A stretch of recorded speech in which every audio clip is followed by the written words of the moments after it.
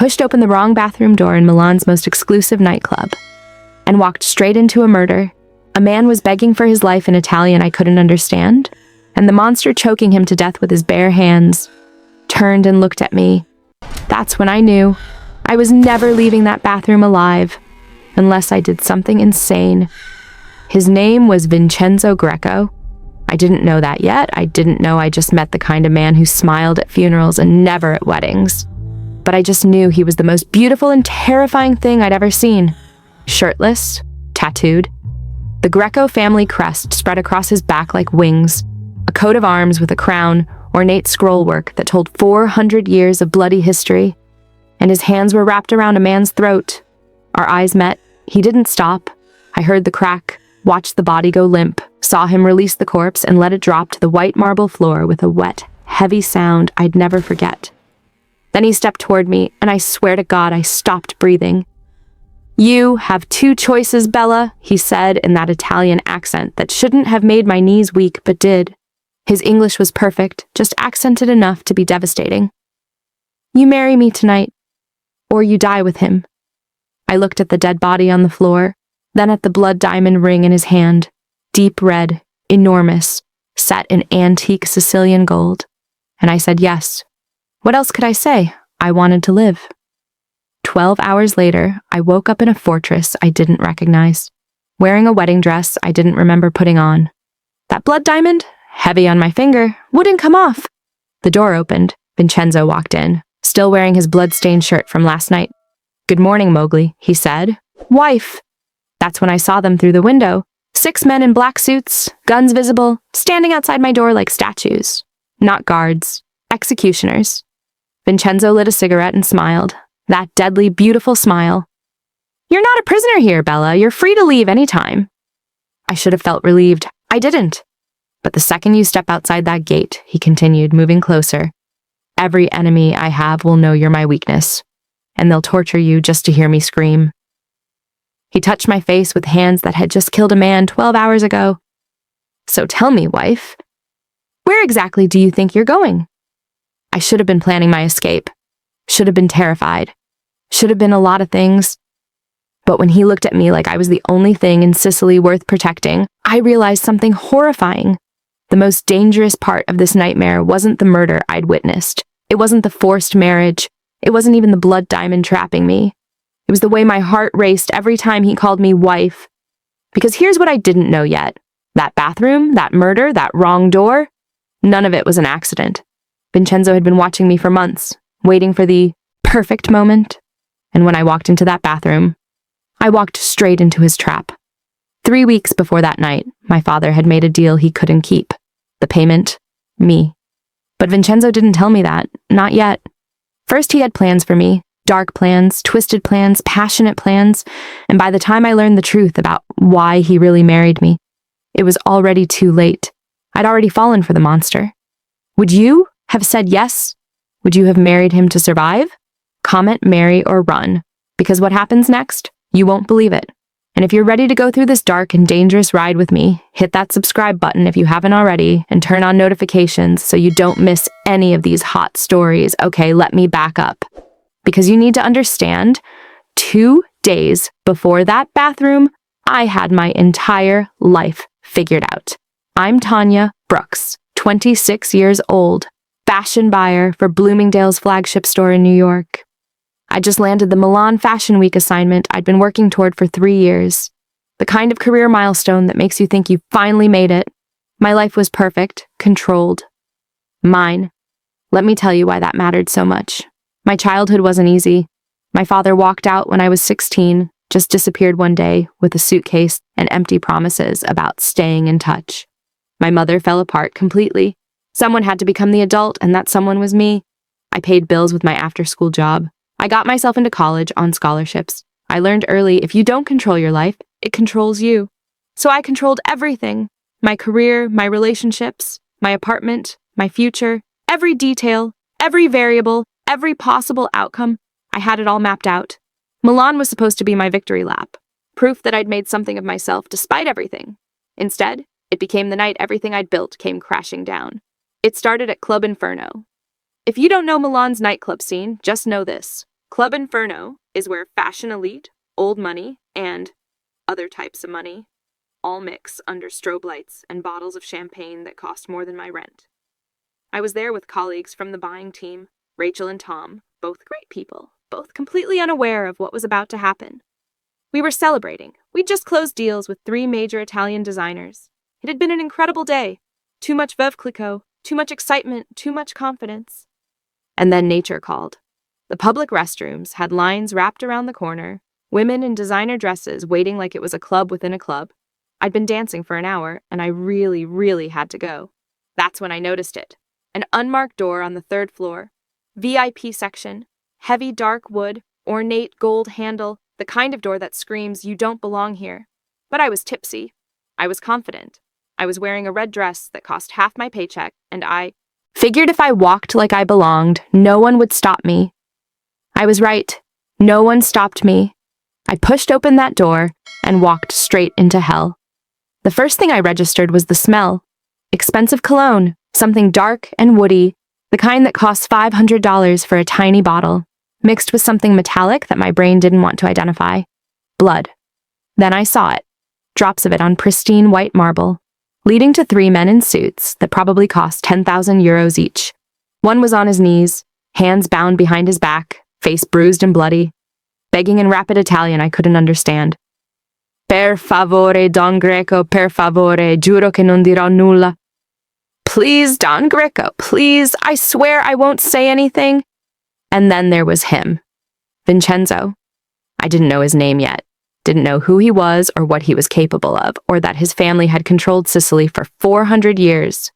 Didn't know he was the type of man who smiled at funerals and never at weddings. I just knew he was the most beautiful and terrifying thing I'd ever seen. Shirtless, completely shirtless. His body was muscular in a way that doesn't come from a gym. This was real strength, built from real violence. And he was covered, absolutely covered, in tattoos. The centerpiece dominated his back. An enormous family crest, coat of arms with wings spread wide, a crown at the top, intricate scrollwork that looked like it told centuries of stories. Below the crest, more tattoos. Script in Italian I couldn't read. Images I couldn't fully process. It was art. Violent, beautiful art. And his hands were wrapped around the kneeling man's throat. Our eyes met. Everything stopped. The music from downstairs was still thumping. People were still dancing. But in that bathroom, time froze. I should have screamed. Should have run. Should have done literally anything except stand there frozen like an absolute idiot. But I couldn't move. Couldn't breathe. Couldn't think. He held my gaze. Didn't break eye contact. Didn't even blink. And he finished. I heard the crack of bone. Saw the man's eyes go blank. That horrible instant transition from person to corpse. Watched Vincenzo release him and let the body crumple to the marble floor with a wet, heavy sound that I hear in my nightmares to this day. The other 2 men, witnesses, accomplices, didn't even flinch. They just stood there like this was Tuesday. Then Vincenzo spoke. "You're American." Not a question. His English was perfect, accented just enough to be absolutely devastating. "That complicates things." My voice came out as a whisper. I didn't see anything. I'll go. I won't tell anyone. I swear I'll just... "You'll go nowhere, Bella." He reached for a towel, a monogrammed towel, I noticed hysterically, like he'd just finished a workout instead of a murder. He wiped his hands carefully, methodically, like he'd done this 1,000 times before. Probably had. That's when I noticed everything else. The briefcase on the marble counter, open, stacks of euros, 50 euro notes, hundreds of them, and documents covered in Italian I couldn't read but looked official, legal, the kind of papers that meant something. "Do you know who I am?" Vincenzo asked, pulling a small velvet box from his suit jacket draped over a chair. I shook my head, couldn't find words. Vincenzo Greco. He opened the box, and despite the absolute terror flooding my system, my breath caught. "Does my name mean anything to you?" It didn't. Not then. It sure as hell does now. The ring was a blood diamond. I'd seen pictures of them in fashion magazines. Rare, controversial, beautiful. This one was enormous. Deep red, like fresh blood, set in antique Sicilian gold that looked like it belonged in a museum, or on a finger that would never be free again. "This ring has been in my family for 200 years, Vincenzo said, stepping toward me. I backed up. "Hit the wall! Nowhere to go!" He kept coming. Women who wear it never leave alive. He stopped inches away, close enough that I could smell him, that expensive cologne, cigarette smoke, and something darker underneath, something that made my hindbrain scream danger. But they also never want to leave. He held the ring up between us. It caught the light, gleamed like fresh blood. My heart was hammering so hard I thought it would break through my ribs. You have two choices, Bella. His voice was calm, matter of fact, like he was discussing the weather, not my life or death. You marry me tonight, right now, and you live under my protection. His eyes flicked to the body on the floor, then back to me. Or you join him. Choose. My brain was screaming at me, run, fight, scream, do something. But I was pinned against the wall. Two armed men blocked the door, and Vincenzo was looking at me like he already knew what I'd choose. Like this was inevitable. My mouth moved before my brain could catch up. I'll marry you. The words hung in the air between us. Final. Irreversible. He smiled, and I realized I just made a deal with the devil himself. Smart girl, he said, slipping the ring back into the box, back into his pocket. Then he pulled out his phone, made a call in rapid Sicilian I couldn't understand. Harsh, guttural sounds that were nothing like the romantic Italian in movies. When he hung up, he looked at me again. The ceremony is in 1 hour. Don't try to run, Bella. You won't make it to the street. My men are everywhere, and they know your face now. Wait, 1 hour? I don't. You just agreed, Tesoro. A Greco never goes back on his word, and neither will you. He pulled his shirt on, finally covering those tattoos, that body, the evidence of violence. Marco will take you to prepare. Don't make this difficult. I'd hate for your friends downstairs to become collateral damage. My blood went cold. You wouldn't. I would. He said it so simply, so honestly. I just killed a man in front of you for betraying my family. What do you think I'd do to protect what's mine? I'm not yours.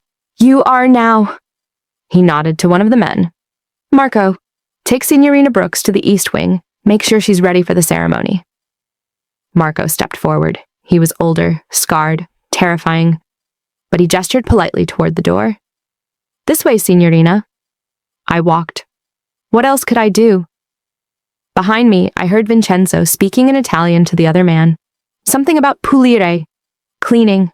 They were going to dispose of the body, like it was nothing, like he was nothing.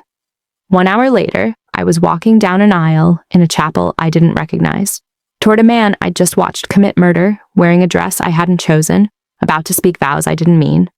And my life as Tanya Brooks, independent, controlled, moral, ended. Just like that. One bathroom mistake, and everything I'd built, everything I'd controlled, everything I was... gone. I didn't remember the wedding, not really. That sounds insane, right? How do you not remember your own wedding? But I was in complete dissociative shock, my brain protecting me by only recording fragments. A chapel, ancient stone walls, frescoed ceiling where saints and sinners watched from above. Candles everywhere, casting shadows that seemed alive. A priest, old, terrified. His hands shook when he opened the Bible. Men in black suits lining the walls. 20, 30. I couldn't count. All of them armed. All of them watching me like I was already a ghost. Vincenzo putting a jacket on over his blood-stained shirt, not even bothering to change completely. The message was clear. He'd killed for me already. He'd do it again. I remembered him sliding that blood diamond onto my finger. It was tight. Too tight. It hurt. Or maybe that was just my heart breaking. I remembered saying, I do, in a voice that didn't sound like mine. I remembered him kissing me. His lips were warm. The kiss was gentle but possessive, like he was claiming something that already belonged to him. And then, nothing. Complete blackness. Did I faint? Did they drug me? To this day, I still don't know. Now I was waking up to Mediterranean sunlight streaming through massive windows. I was in a bed the size of my entire New York apartment, surrounded by Baroque furniture that belonged in a museum. I was wearing a wedding dress, white lace, hand-stitched, probably worth more than a year of my salary. There was blood on the hem. I was pretty sure it wasn't mine. The blood diamond sat heavy on my left hand. I tried to pull it off. It wouldn't budge. That's when real panic set in. I threw off silk covers and ran to the door. Locked. Obviously locked. I spun around looking for another exit. Windows? Locked. Balcony door? Locked. I was in a beautiful cage. That's when I heard the lock click behind me. I turned. Vincenzo walked in, still wearing last night's clothes, black suit pants, white shirt no longer pristine, stained with God knows what. His sleeves were rolled up, revealing more tattoos snaking up his forearms, script in Italian, images of saints and demons intertwined. He looked like he hadn't slept. He looked at me, and something flickered in those dark eyes. Satisfaction? Regret? I couldn't read him. "Good morning, Molly," he said. "Wife." The word hit me like a physical blow. "This isn't real," I heard myself say. My voice sounded strange, distant. "This can't be real. You can't just... This is kidnapping. This is illegal. This is marriage." His voice didn't rise, but something in his tone made me stop talking immediately. "You agreed, Tanya, in front of witnesses. Under Italian law, you are Signora Greco, my wife. And in my world, that title means everything. I didn't have a choice. You had two choices. You chose life." He gestured to an ornate chair by the window. Not a request, a command. "Sit. We need to discuss the rules of your new life." My legs moved on their own. I sat. Vincenzo remained standing, looming over me. The power dynamic was crystal clear. "There are 4 rules," he said. "Break them and you won't survive this world. Understood?" I didn't respond. He continued anyway. "Rule 1, you never leave this compound without armed guards. Ever. Not for a walk, not for fresh air, not for anything. My enemies will kill you the second they find you alone. Rule 2, you never speak about what you saw in that bathroom. Not to anyone, not to police, who won't help you anyway, not to friends, not to family. Omerta, silence. It's sacred here. Rule 3, in public, you play the role of devoted Greco wife. Perfectly, you smile, you're gracious, you act like you're madly in love with me. Any hint of weakness makes me look weak, and weak men don't survive. Rule 4, obedience isn't optional. When I tell you to do something, you do it. Your survival depends on it. I stared at this man, my husband, and felt my throat close. "What if I refuse?" I whispered. He crouched down so we were eye level, close enough that I could see flecks of gold in his dark eyes. "Then you won't last a week, Bella. My enemies are already circling. They know I married an American woman. They know you're my weakness now. Your only chance at surviving is staying by my side, under my protection. Do you understand?" I understood I was completely trapped. He must have seen it on my face because he stood, offered his hand. "Come, I'll show you your new home." The palazzo was a fortress built into a hillside overlooking Palermo. Ancient stone walls, modern security systems hidden behind Renaissance beauty, gardens that were too perfect, too manicured. I tried not to think about what might be buried beneath those roses. Inside, it was Baroque luxury and modern wealth colliding. Frescoed ceilings, marble floors, art that probably belonged in galleries. Every room screamed old money and older blood. We passed staff members, housekeepers, cooks, more guards. Every single one of them bowed when they saw me. Actually bowed. Like I was royalty. It was terrifying. "They know who you are," Vincenzo said, noticing my expression. "Signora Greco, my wife. That title has weight in this house. In all of Sicily. Use it." "I don't want it," I said. "Too late. You're wearing my ring." We ended up in a dining room that could seat 30 people, just the two of us at one end of a table long enough to host a state dinner. Breakfast was served by silent staff. Espresso, fresh pastries, fruit, prosciutto. Everything looked incredible. I couldn't eat. My stomach was in knots. Vincenzo ate casually like this was completely normal, like he hadn't murdered a man and forced me into marriage 12 hours ago. Finally, I asked the question burning in my mind. Why marriage? Why not just kill me? He set down his espresso cup, looked at me for a long moment. Because dead, you're a problem that creates more problems. The American government would investigate. Your family would ask questions. Bodies lead to inquiries. He leaned back in his chair. But alive, as my wife, you're an asset. You legitimize certain business ventures. You make me look domesticated, less threatening to authorities. So I'm a prop. You're my wife. He said it like there was a difference. And he paused, studied me with those dark, unreadable eyes. You interest me. I didn't know what to do with that. Before I could respond, he added casually, like he was discussing the weather. Your company thinks you extended your trip to explore Tuscany. Your friends think you're having the time of your life touring the Amalfi Coast. Your mother thinks you're too busy with work to call. My blood went cold. How? I've taken care of everything, Tanya. He sipped his espresso like he hadn't just destroyed my world. Your phone, your email, your social media, all handled. I have people very good at creating narratives. No one is looking for you, because no one knows you're missing. That's when it fully hit me. I'd vanished from my old life completely. And no one even noticed. I wasn't missing, I wasn't kidnapped, I was just gone. Tanya Brooks didn't exist anymore. Only Signora Greco remained, and she was sitting in a Sicilian palazzo eating breakfast with the devil himself, wearing his ring, bound by his rules, trapped in his world. Forever. Day 3 in my beautiful prison, and I was starting to understand. I knew nothing about the world I'd been dragged into. Vincenzo's lieutenant, Luca, gave me what he called the briefing. He was older, maybe 50, with scars on his face and hands that told stories I didn't want to hear. His eyes were flat, dead. This was a man who'd seen and done things that would break normal people. He treated me with cold professionalism, not warm, but not hostile either. I was the Don's wife.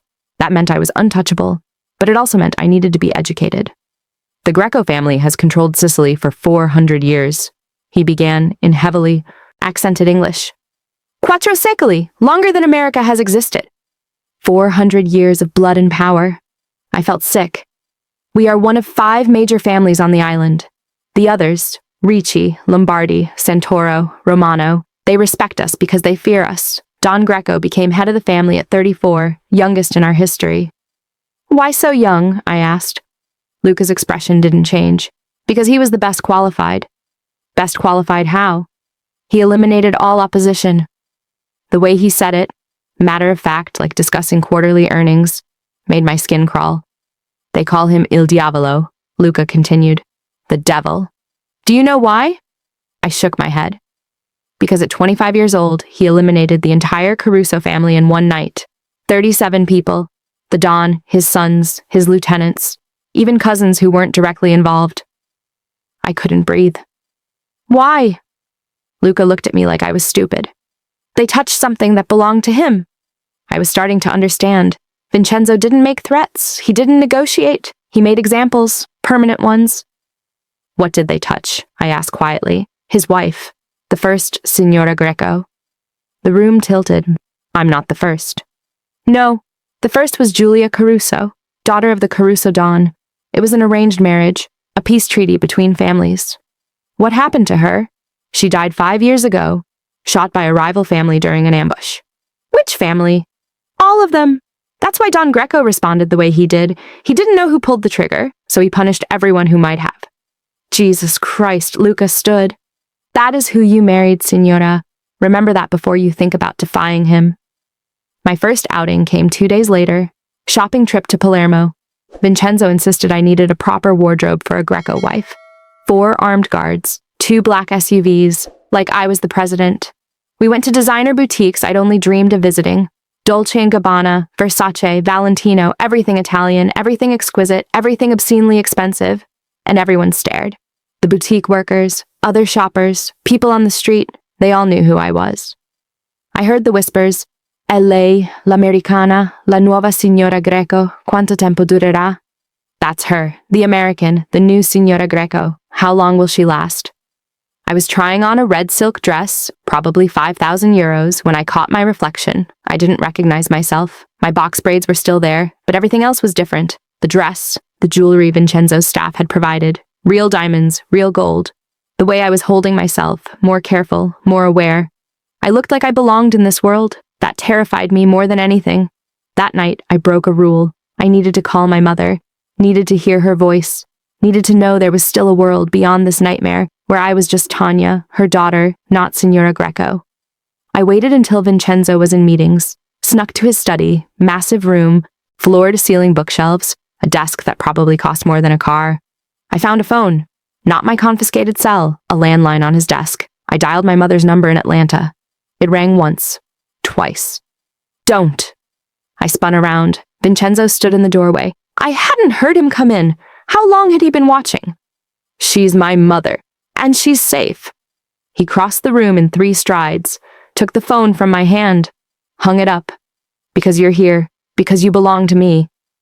I don't belong to anyone. He unlocked his phone, showed me the screen, photos. My mother's house in Atlanta, red door, the garden she was so proud of, her car in the driveway, my best friend Jasmine's apartment in Brooklyn, 3rd floor, fire escape, the window with her plants, my brother David's office in Boston, the building, his parking spot, the coffee shop where he got lunch every day. They're all safe, Vincenzo said quietly, too quietly. They stay safe because you obey. Break the rules and I can't guarantee their safety anymore. Capisci? He wasn't threatening them directly. He was just stating facts, which was somehow so much worse. Do you understand? He asked again. I understood perfectly. I wasn't the only prisoner here. Everyone I loved was a hostage, and their safety depended on my obedience. Capisce? He repeated, harder this time. Si, I whispered. Yes. He cupped my face with one hand. His touch was gentle, almost tender. It made my skin crawl and my heart race at the same time. Good girl, he said softly. Then he left. I stood there in his study, surrounded by 400 years of Greco family history. Oil paintings of stern-looking men who were definitely killers, leather-bound books in Italian I couldn't read, antiques that had witnessed God knows how much violence. And I realized something devastating. I wasn't getting out of here. Not ever. Not alive. That night, I cried for the first time since the bathroom. I buried my face in a pillow that probably cost more than my first car, and I sobbed. For my old life. For my freedom. For my mother who didn't know I was trapped. For the woman I used to be. Tanya Brooks, independent, controlled, moral, was dying, and I didn't know who was taking her place, but I was terrified to find out. Week 3, and I'd learned the rhythms of captivity. Wake at 7, breakfast with Vincenzo or alone, depending on his schedule. Italian lessons with a tutor who wouldn't meet my eyes. Afternoons in the library or garden, always with guards shadowing me. Dinner at 8, bed by 11. Vincenzo sometimes joined me, sometimes didn't. I never knew which was worse. I was learning Italian faster than I expected. Turns out immersion and fear are excellent motivators. Buongiorno, per favore. Aiuto. That last one, help, might be the most important word I'd learned. Today, Vincenzo decided I needed more clothes, another shopping trip. You're attending a gala next week, he said over breakfast. You need something appropriate. A gala? Charity event, all 5 families will be there. You'll be introduced as my wife officially. He said it casually, like he wasn't talking about parading me in front of the entire Sicilian Mafia elite. I don't want to go. It wasn't a question, Bella. So here I was, Palermo's designer district, 4 guards, 2 SUVs, same routine as last time. Except today was different. Today, someone decided to test if the new Signora Greco was worth protecting. We were walking from the car to the boutique. Via della Libertà, expensive shops, beautiful architecture, when I felt it. The shift in energy. Marco, the lead guard, went tense. His hand moved to his jacket. The other guards closed ranks around me. Signora, andiamo, Marco said urgently. We need to go. What's wrong? That's when I saw them. 2 black vans, screeching to a stop, blocking both ends of the street. Doors sliding open, men pouring out. 6, 8, too many, all holding guns. Get down! Marco shoved me behind a parked car. Gunfire erupted. I'd never heard gunfire in real life before. Movies don't prepare you. It's so much louder. Each shot a crack that rattles your bones, echoes off buildings, tears through the false safety of daylight. I was crouched behind the car, hands over my ears, trying to make myself as small as possible. Marco and 2 other guards formed a human shield around me, literally using their bodies to protect me. The 4th guard was returning fire, controlled bursts, professional, deadly. I heard screaming, not me, other people, civilians running, diving into shops, chaos everywhere. Someone fell. One of Vincenzo's guards. He hit the pavement 3 feet from me. Blood pooled beneath him, spreading across the cobblestones. His eyes were open, staring at nothing. I was going to vomit. Stay down! Marco shouted. More gunfire, glass shattering, car alarms blaring. The world was ending in broad daylight on a beautiful Sicilian street. Then I heard it. A new sound, an engine, roaring, getting closer, impossibly fast. A black sports car, Maserati, I think, came screaming down the street like a bullet. It slammed to a stop. The driver's door opened. Vincenzo stepped out. He was wearing a 3-piece suit, tailored perfectly. He looked like he was going to a business meeting, except for the gun in his hand. What happened next, I'll never forget as long as I live. Vincenzo moved like death itself, precise, efficient, no wasted movement, like he'd done this 1,000 times before. First attacker, headshot. The man dropped like his strings had been cut. Second attacker, 2 shots, center mass, down. Third tried to run. Vincenzo shot him in the back without hesitation. Fourth and fifth rushed him together, thinking they had a chance. They didn't. He killed the fourth with a bullet between the eyes. The fifth got close enough to grab him. Big mistake. Vincenzo broke the man's wrist with his free hand. I heard the crack even over the chaos, took his gun, and shot him with his own weapon. The sixth attacker was smarter, used a car for cover, returned fire, bullets sparked off metal. Vincenzo didn't even flinch, just walked forward. Calm, methodical, like he was taking a stroll. The attacker's gun clicked empty. Vincenzo shot him 3 times. Chest, head, silence. The whole thing took maybe 2 minutes. 6 men dead. Vincenzo standing in the middle of the street, gun still raised, scanning for more threats. His suit had blood spatter on it. He didn't seem to notice. Then his eyes found me. He crossed the street in long strides, crouched beside the car where I was still frozen. "Are you hurt?" His hands were on my face, my shoulders, checking for injuries with surprising gentleness. No, I don't think—" "You're bleeding." I looked down. My arm. The car window had shattered. A piece of glass had cut me. Not deep, but bleeding steadily. "It's nothing," I heard myself say. "It's not nothing." His voice was hard, cold, furious, but his hands were gentle when he examined the wound. "Marco," he snapped, "call Dr. Russo. I want him at the palazzo in 30 minutes. "Si, Don Greco." Vincenzo scooped me up. Actually picked me up like I weighed nothing, carried me to his car. "I can walk." "You're in shock. You're not walking." He settled me in the passenger seat, put the seatbelt on himself like I was a child, touched my face once more, checking I was real, that I was here, that I was alive. Then he got in the driver's seat and pulled into traffic like he hadn't just committed murder in broad daylight. "Vincenzo," I said, as adrenaline started to fade, replaced by shaking I couldn't control. "You killed 6 men." He looked at me. Those dark eyes were cold, flat, the monster fully unleashed. "I killed 6 men who tried to take what's mine," he corrected. "If there had been 60, the result would be the same. If there had been 600, I'd burn this entire city to ash before I let anyone touch you." "Who were they?" "Santoro family, testing my defenses." His jaw was tight. "They wanted to know if I'd actually protect the American wife, or if you were disposable." "And?" He glanced at me, and something in his expression made my breath catch. "For you, Bella, I'd kill every man in Sicily, I'd start a war, I'd burn it all down." He said it so simply, so honestly. "You're mine to protect. That means something in my world. That means everything." And that's when I realized something terrifying. His protection was real, absolute, obsessive, but so was the danger. Being Signora Greco meant I was valuable enough to kill for, and valuable enough to die for. I couldn't sleep. It was 3 a.m, and I'd been lying in bed for hours, staring at the frescoed ceiling, replaying the shooting, the gunfire, the blood, the guard who died protecting me, Vincenzo killing 6 men like it was nothing. For you, I'd burn it all down. I threw off the covers and wandered the palazzo. In silk pajamas, the guards didn't stop me anymore. They just followed at a distance, shadows I'd learned to ignore. I found myself in the wing I usually avoided. Vincenzo's private quarters, his study. I saw a light under the door. I should have turned back. Instead, I knocked softly. Enter. I pushed open the door. Vincenzo sat in a leather chair behind his massive desk, a bottle of whiskey in front of him. Expensive, amber liquid catching the lamplight. Glass in his hand, half empty. He was wearing a white dress shirt, sleeves rolled up, top buttons undone. His hair was messy, like he'd been running his hands through it for hours. He looked human, tired, worn, almost fragile. "Tanya," he was surprised. "You should be asleep." "So should you." He gestured to the chair across from his desk. "Sit, if you want." I sat.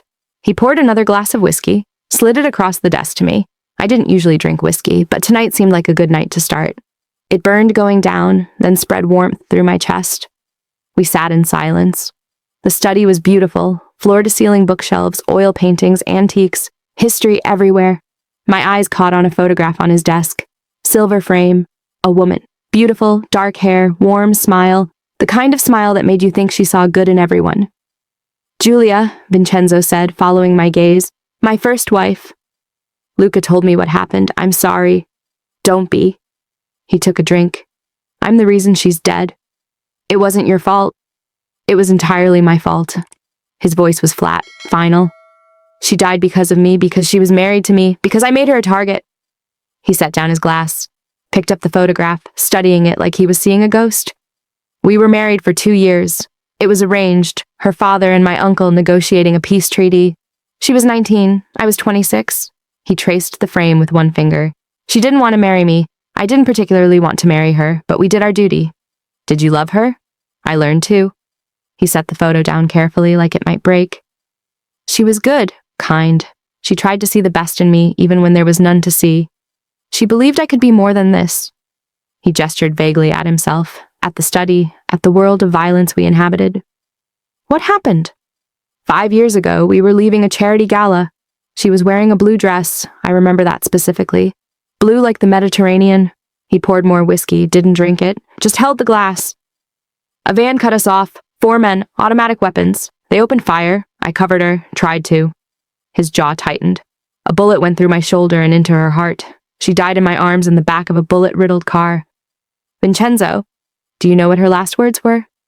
He finally looked at me and his eyes were haunted. She said, "It's okay. It's not your fault." Even dying, she was trying to comfort me, trying to absolve the man who got her killed. I didn't know what to say. I never found out which family ordered the hit.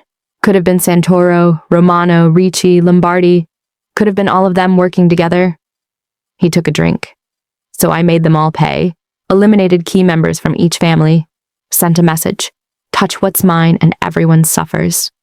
The Caruso family massacre, I said quietly. Among others. He didn't deny it, didn't apologize. 37 people in one night.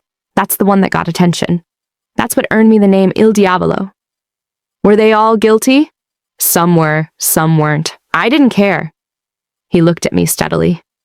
Does that horrify you? Yes, I admitted. Good. It should. He stood, walked to the window, overlooking Palermo's lights. After Julia died, I made a vow. I would never care about anyone again. Love is weakness in this world, a liability. The moment you love something, your enemies can use it to destroy you. He turned back. Then you walked into that bathroom. My breath caught. I should have killed you, he said matter-of-factly. Clean, simple, no witnesses. That's the logical choice. Why didn't you? He crossed back to the desk, leaned against it, close enough now that I could smell his cologne, cedar, and something darker. Because when you looked at me, he paused. You were terrified, obviously, but you weren't begging, you just looked at me, like you were trying to understand, trying to see me beneath the monster. I was in shock, maybe, but in that moment I saw something I hadn't seen in years. He reached out, touched my cheek. His hand was warm. Strength, real strength, and I wanted that near me. So you forced me into marriage. Yes. He dropped his hand. I made you mine. Put a target on your back just like I did with Julia. Sentenced you to the same life that killed her. Then why? Because I'm selfish. Because I'm a monster who wants what he wants and takes it. He moved closer. Because I looked at you and thought, I will protect her better. I will be better. She will survive. You can't promise that. No. He was inches away now. But I can try. And anyone who tries to hurt you will face exactly what those 6 men faced today. We were so close, I could feel his breath. I don't know how to be anything but this, he said quietly. This monster, this killer, this devil. Julia tried to save me. She couldn't. I'm not trying to save you. No. No. I stood. We were eye to eye now. Maybe I'm trying to save myself. Something flickered in his expression. He reached up, cupped my face with both hands. You deserve better than this. Better than me. Better than this life. Probably. So why aren't you running? Because I can't, I whispered. You made sure of that. If I gave you the chance, don't. I didn't let him finish. Don't offer me freedom you won't actually give. We both know you wouldn't let me go. He stared at me, then laughed. Bitter, raw, real. You're right. I wouldn't. He leaned closer, forehead almost touching mine. I'm selfish enough to keep you even knowing it might destroy you. I know. And you hate me for it. I should, I said. But I don't. I don't know what I feel. Fear, yes. Anger, definitely. But also, I couldn't finish. Also, his voice was barely a whisper. Also this. I closed the distance and kissed him. It wasn't like the wedding kiss. That was performative. This was real. I kissed him because despite everything, the violence, the captivity, the absolute insanity, I wanted him. He froze for a heartbeat, then kissed me back. His hand slid into my hair, mine gripped his shirt, desperate, hungry, everything we'd been holding back. He tasted like whiskey and danger and something I couldn't name. When we broke apart, we were both breathing hard. Tanya, he said, warning, question.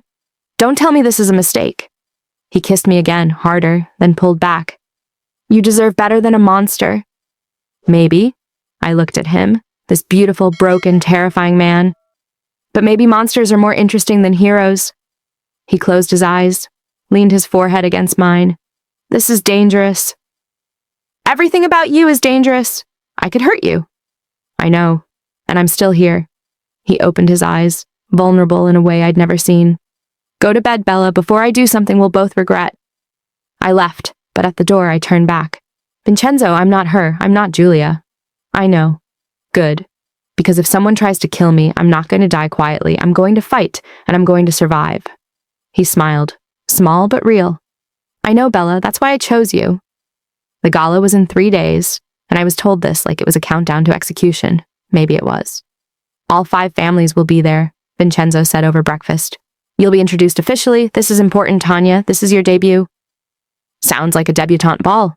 In a way it is. The other dons will assess you. Their wives will judge you. Everyone will watch to see if the American is weak. Perfect, apparently. Required 3 days of preparation. A designer came with racks of gowns. I tried on 12. Vincenzo watched, commented, rejected most. Finally, emerald green silk, bias cut, elegant but sexy. Off the shoulder, showing collarbones. This one, Vincenzo said, his eyes darkening. Perfetto. Luca's wife Sophia taught me comportment, how to greet dons, respectful but not submissive, how to handle the wives, friendly but not weak, what topics were safe, what would get me killed. You're a decoration, Sophia said bluntly. Beautiful, elegant but empty. They don't want to know what you think. They want to see that Don Greco has controlled you. That's disgusting. That's survival. The night arrived. Hair and makeup took 2 hours. I looked like a magazine cover. The dress, the Greco family emerald necklace, antique, priceless, worn by signoras for generations. Diamond earrings, the blood diamond ring, always. Vincenzo appeared in a tuxedo. Custom, perfect, devastatingly handsome. He went still when he saw me. Dio mio, he breathed. Bellissima. The gala was at a Palermo hotel ballroom. Grand, opulent, 500 people. The moment we walked in, everyone looked. Conversations paused. Eyes assessed. Vincenzo's hand settled on my lower back. Possessive, protective. Breathe. You're doing beautifully. The receiving line was a gauntlet. Don Ricci, older, calculating. The famous American wife. Signora Greco, Vincenzo corrected. Piacere, I said, in careful Italian. Don Ricci looked impressed. Don Lombardi was next, younger, dangerous. Signora, even more beautiful than the rumors. You're too kind. Then the wives descended. This was the real test. You're very young, Signora Ricci said, not a compliment. 26. An American. How exotic. Signora Lombardi joined us. I love your dress. Custom? A local designer. Of course. Don Greco would want Italian fashion. She leaned closer. Tell me, how did you meet? Trap. At a club in Milan, during Fashion Week. How romantic. Love at first sight? It was immediate. Before she could probe further, Vincenzo's hand was on my waist. Scusa, ladies, I need my wife. We made our way through the ballroom. Business associates, politicians, names I'd never remember. Then Alessandro Santoro appeared. Son of Don Santoro, the family that had attacked me. Don Greco, smooth, dangerous, the tension was immediate. Santoro, I wanted to apologize for the misunderstanding. My father's men acted without orders. Your father's men are dead. I'm aware. Alessandro's eyes flicked to me. You must be the signora who caused such excitement. Signora Greco, I said firmly. He took my hand, kissed it, held it too long. Vincenzo went rigid. Your Italian is excellent. If you ever tire of complicated, I'm happy to show you simple pleasures. He was flirting. At a Mafia gala. In front of my husband. This was a death wish. Vincenzo stepped between us. Smooth, controlled, deadly. My wife isn't interested. Touch her again and I'll bury your entire bloodline. Your father, your soldiers, your mother, your sisters, everyone. Do you understand? The ballroom went quiet. Alessandro backed away, hands raised. No offense intended. Admire from a distance, a very great distance. Later, in the car, Vincenzo was quiet. You threatened to kill an entire family over a hand kiss, I said. Yes. That's insane. That's love, Bella. In this world, you protect what's yours. Always. My heart raced, and it wasn't from fear. At the palazzo, he stopped at the base of the stairs. Tanya, I need to tell you something. What? I'm not acting anymore. Us, the way I feel. It's real. My breath caught. When Santoro touched you, I wanted to kill him, not strategically. I wanted him dead because he touched my wife. Vincenzo, I'm falling for you. Maybe I already have.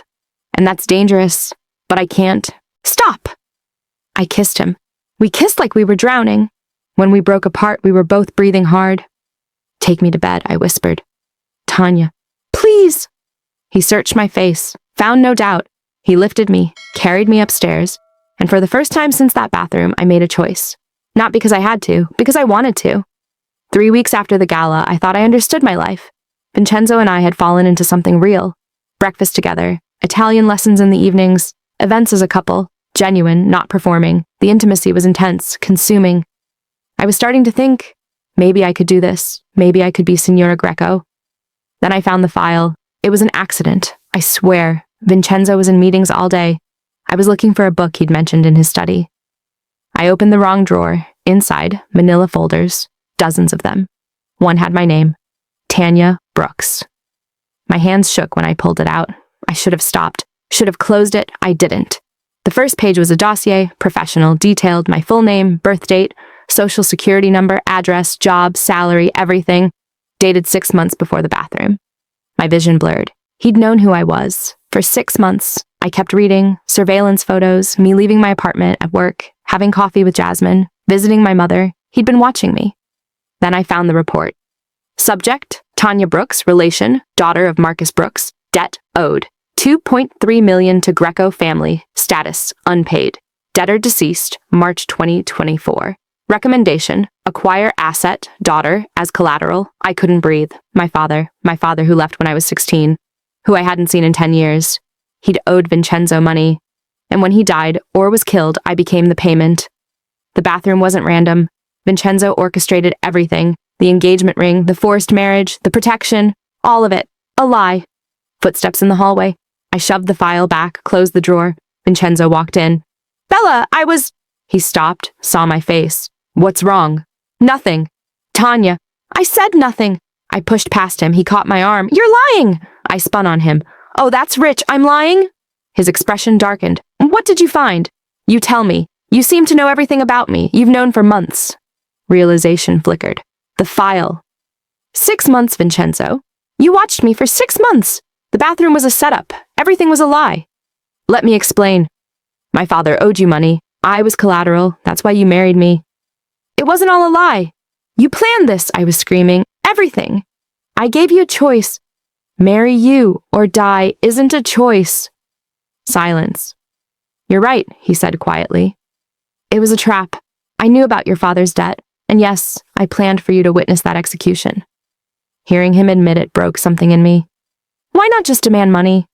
Because I wanted you. I watched you for months, saw how you lived, your strength, and I wanted that near me.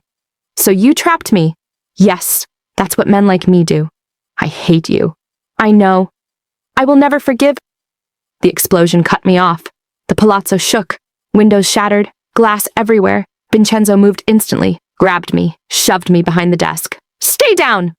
Another explosion, closer, gunfire, shouting. What's happening? Vincenzo had his gun out, phone to his ear, rapid Sicilian. He hung up. We're under attack. Coordinated. Someone betrayed us. How many? 30, maybe 40. They're inside the walls. The lights went out.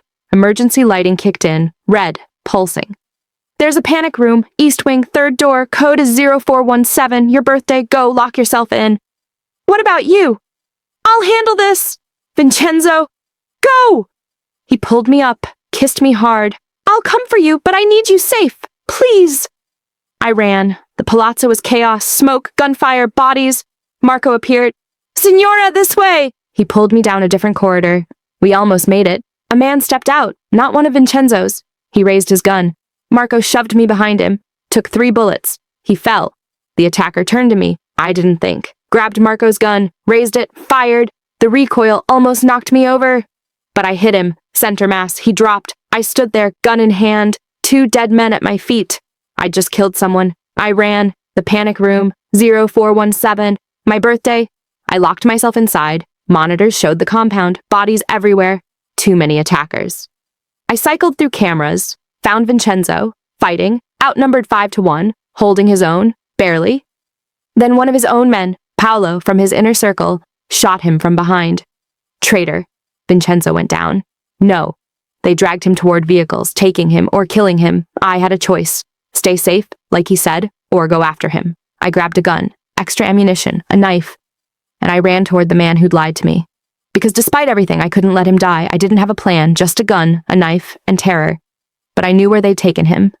The monitor showed them dragging Vincenzo toward the front courtyard. 3 vehicles waiting. I moved through the palazzo using servants' corridors I'd memorized. Routes the attackers didn't know. I passed bodies, staff, guards, good people dead because of this world. I kept moving, the courtyard. I heard voices, Italian I barely understood, but I caught words. Don Greco, ancora vivo, portalo via. Still alive, take him away. I found a balcony overlooking the courtyard. 2nd floor, good vantage, 3 SUVs, armed men, maybe 12 total, and Vincenzo, unconscious, bleeding, hands zip-tied, being loaded into the middle vehicle. Paolo was supervising, the traitor. Don Ricci, vuole vivo, Paolo said. Don Ricci wants him alive, so it was Ricci family. A coup. I had maybe 60 seconds. I raised the gun, aimed at Paolo. My hands were shaking. I'd killed 1 man tonight in self-defense. This was different. This was murder. Premeditated. This was crossing a line I could never uncross. I thought about everything. The bathroom, the lies, my father's debt, the file. Vincenzo had ruined my life. I should let him die. I pulled the trigger. Paolo dropped. Headshot. The other men scattered, shouting, guns raised. I fired again. Hit one. They returned fire. Bullets chipped marble. I was going to die here, but Vincenzo was alive. I leaned out. Fired. Fired. Fired. I wasn't a good shot, but I was motivated. 1 more man down. Then I heard sirens, reinforcements, Vincenzo's men, Luca leading them. 3 vehicles roared in. Armed men poured out. The remaining attackers tried to run. None made it. I don't remember going downstairs. One moment I was on the balcony. The next I was in the courtyard running toward Vincenzo. Luca got there first, pulled him out, checked vitals. He's alive, grazie a Dio. I fell to my knees beside him. He'd been shot twice, shoulder and abdomen, blood everywhere, but breathing. Vincenzo. I touched his face. His eyes fluttered open, unfocused. Bella, you should be in the panic room. I was. Then why? Because you're an idiot, and I'm an idiot, and I hate you. But I couldn't let you die. He smiled, bloody teeth. Knew you cared. Shut up. Save your strength. Tanya. He grabbed my hand, weak. I'm sorry for everything. The lies, your father, all of it. I know. You deserve better. I know that too. But I'm selfish enough to want you anyway. I know. His eyes closed. No! I shook him. Stay with me. Don't you dare die. Signora. Luca pulled me back. The doctor's coming. He'll be okay. 6 hours later. The doctor operated in the palazzo. Vincenzo was stable, sleeping. I sat beside his bed. Hadn't left. Luca came in. 23 dead. Ours. We killed 37 of theirs, including Paolo. Good. You shot Paolo from the balcony, in the dark, under fire. Yes. He looked at me differently. You saved his life. If you'd stayed in the panic room, he would have died, I know. Why did you do it, after what you discovered? I looked at Vincenzo. Sleeping, vulnerable. Because I'm in love with him. Despite everything, I'm in love with a monster. That makes you either brave or foolish. Both. Definitely both. Vincenzo woke up 36 hours later. I was there. Bella. Hey. You're still here. Where else would I be? You could have run during the attack. I know. Why didn't you? I moved closer, looked at this man who'd ruined my life and become my life. Because I chose you, despite everything. Tanya, let me finish. I found the file. I know about my father, and I'm still angry. But I also watched you almost die, and I realized I don't want a world without you. You don't have to. I have conditions, no more lies about anything. I need honesty. Done. I'm not your prisoner. If I stay as your partner. Equal say, real power. Done. And you tell me the truth about my father, all of it. His expression darkened. That's the one thing I hoped you'd never ask. But I'm asking. He was quiet. Then, your father didn't die of a heart attack. He died because he tried to run from his debt. He took money from me for a business deal. Instead of repaying, he fled. I found him in Barcelona, gave him a choice, pay or provide collateral. He offered you. He offered me. Yes, your father sold you. That's when I started watching you. And then he tried to run again with more stolen money. I caught him in Marseille. Luca killed him. One shot. He didn't suffer. The room spun. My father sold me. Vincenzo bought me. And somehow, in this transaction, I'd found love. Are we done with secrets? I asked finally. Yes, I swear. Okay. I took a breath. Then here's what's happening. I'm staying, not as your prisoner, as your partner. You teach me everything. I become Signora Greco because I chose it. Understand? He pulled me down, kissed me gently.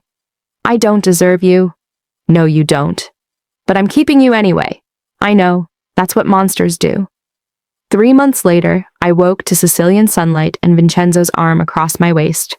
Our room. Not his or mine. Ours. Because I'd chosen to stay. Buongiorno, amore mio, he murmured. Buongiorno. My Italian was fluent now. What's on your schedule? Meeting with the accountant about property acquisitions, lunch with Signora Lombardi. She actually likes me now. Then the charity board. You've become very busy, Signora Greco. That's what happens when you give your wife actual power. I kissed him. You created a monster. My favorite monster. The 3 months since the attack had transformed everything. Vincenzo kept every promise. No more lies. He'd told me everything about Greco operations. Legitimate businesses, hotels, restaurants, construction, illegitimate ones, gambling, money laundering, no drugs, no human trafficking. He had rules. He'd given me access to accounts, introduced me to contacts, taught me the politics. I wasn't just the Don's wife, I was his partner. And I discovered I was good at this. Really good. The charity work wasn't just cover. I cared about rebuilding Sicilian communities. But it also gave me access to politicians, businessmen, useful people. I was building my own network. The other wives had accepted me. Some liked me. I'd proven I wasn't an outsider. I was Signora Greco. I'd killed for the family. I'd saved the Don. I'd earned my place. Vincenzo and I had found something real. The foundation was rotten, built on lies and my father's debt. But what we'd built on top, that was real. Love, partnership, respect. He consulted me on major decisions. I gave honest counsel. We fought sometimes, passionately. But we made up passionately too. I'd never been happier, which was insane. Because I was married to a Mafia boss. I'd killed 3 men. I was complicit in crimes I used to find unforgivable. But I'd also found strength I never knew I had. I wasn't Tanya Brooks anymore, the woman who needed control, who saw the world in black and white. I was Signora Tanya Greco, and I was powerful. That afternoon, Luca knocked on my study door. Signora, we have a situation. What kind? A girl, American. She walked into the wrong VIP bathroom at Club Inferno last night. My blood went cold. And she witnessed Roberto eliminate a traitor. She's being held at the club. Roberto called for instructions. I stood. Where is Vincenzo? Meeting with Don Lombardi. Won't be back for 2 hours. Is the girl hurt? No, just terrified. I made a decision. Tell Roberto I'm coming. Don't hurt her. I'll handle this. Luca's eyebrows rose. You, Signora? Yes, me. This requires a woman's touch. 40 minutes later, I walked into Club Inferno. The manager bowed. Signora Greco, this way. Inside a private room, a young woman, maybe 23, blonde, pretty, terrified, mascara streaked. I dismissed Roberto, sat down across from her. She looked at me like I was her executioner. What's your name? Sarah. Sarah, I'm Tanya. You walked into the wrong bathroom. She nodded, crying. I know you're scared. You're not going to die, but you saw something you shouldn't have. I won't tell anyone, I swear. I held up a hand. You're leaving Italy today. You'll finish your trip, go home, and never speak about what you saw. Not to police, not to friends, not to anyone. I promise. I believe you. But I need you to understand. The man you saw works for my husband. My husband controls the city. If you break your silence, we'll know. And there will be consequences. Not for you, for everyone you love. Her face went white. Do you understand? Yes. Good. Your passport, phone, belongings will be returned. There's a car waiting. Your flight to New York leaves in 3 hours. First class, complimentary. You're letting me go? Yes. Because I was you once. I know how terrifying this is. I moved toward the door. Stopped. But Sarah, if you ever speak about this, I won't be merciful again. Understand? Yes. Thank you. Don't thank me, just forget. Forget the bathroom. Forget Roberto. Forget this conversation. Go home, live your life, and never come back to Sicily. I left. That evening, Vincenzo found me in the garden. I heard about the American girl. Luca said you were magnificent, terrifying and kind. She reminded me of me. Wrong place, wrong time. You could have forced her into marriage, like I did with you. I could have, but I'm not you. You took my choice. I won't do that to someone else. He smiled. You're better than me, Bella. I know, but I'm also yours. And I've learned, mercy is sometimes smarter than cruelty. She might talk. She won't. And if she does, we'll handle it. We, not you. We. Because I wasn't a captive. I was a partner, an equal, a queen. That night, we hosted dinner. Luca and Sofia, Don Lombardi and his wife, inner circle. I wore the emerald necklace, the blood diamond, designer dress. Perfect. I looked every inch Signora Greco. Because I was. After dinner, the wives gathered. Sofia poured wine. Salute, Tanya. Salute. I heard about the American girl, Signora Lombardi said. You let her go. That was risky. Maybe, but it was right. You've changed. At the gala, you looked terrified. I was. And now? I thought about it. The bathroom, the lies, the shooting, the choices. Now I'm not a lamb anymore. I'm something else. What? I smiled. I'm the woman who survived Vincenzo Greco, and that makes me dangerous. They laughed, raised glasses. To Signora Greco, may your enemies fear you and your friends love you. Salute! Late that night, Vincenzo and I stood on our balcony overlooking Palermo. The city glittered, beautiful, dangerous, mine. Do you ever regret it? He asked. Staying, choosing this life. Sometimes. I think about who I was before. And that woman is gone. She died in a bathroom 3 months ago. I'm sorry. Don't be. Because the woman who replaced her, she's stronger, more powerful, more alive. Even though she's married to a monster. Because she's married to a monster, I kissed him. You forced me into this world, but I made myself queen. That's all me. Ti amo, Tanya Greco. Ti amo. 6 months later, Luca knocked. Signora, another situation, British girl, Club Paradiso. I sighed. This was becoming a pattern. Tell Antonio I'm on my way, and make sure he hasn't touched her. As I drove, I caught my reflection. Designer clothes, perfect hair, Greco emerald, blood diamond. I looked like everything I used to despise, and I'd never felt more powerful. The girl was crying, begging, terrified, just like I'd been. I sat across from her, smiled gently. What's your name? And I thought, this is who I am now, not the victim. The woman who decides who lives and who dies. The woman who chose the monster and became something just as dangerous. Signora Greco, queen of the Sicilian underworld, and I wore the crown like I was born for it. All right, thanks for going through this wild ride with me. You just spent an hour watching me transform from victim to queen, and all I need is 3 seconds for you to hit subscribe. Not for me, but for every person who's ever felt trapped, who's ever had to choose between surviving and staying themselves, who's ever wondered if they could love a monster and still be good, subscribe so they know they're not alone. Because if my story mattered to you at all, that button is how you prove it.